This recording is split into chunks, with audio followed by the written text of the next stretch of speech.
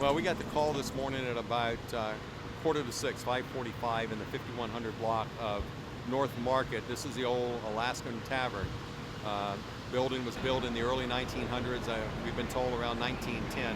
When the first crews got on the scene, Engine 15 got on the scene, they found fire in the rear of the building, which would be the east side of the building.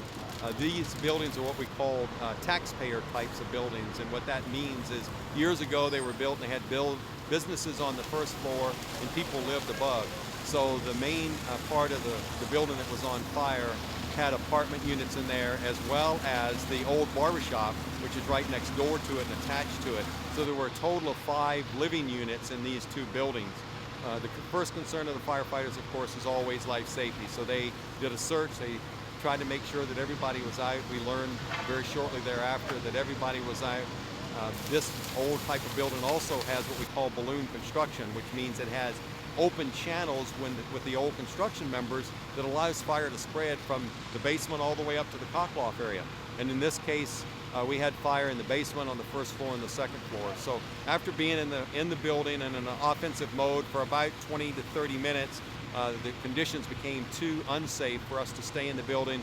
We went to a defensive mode, which basically means we were fighting the fire from the outside. At that point in time, we were using hand lines and master streams. One of the things we always do when we go to a defensive mode is set up a collapse zone in case the structure collapses. It's a good thing we do that, and the reason we do that is what we saw this morning is we had a catastrophic collapse. At that point in time, the south wall of the structure and the west wall pretty much simultaneously came down all at one time.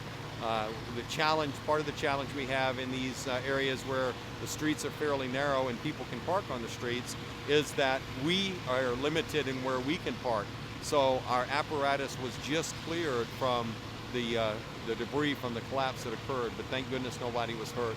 So at this point in time, we're continuing to put water on the fire.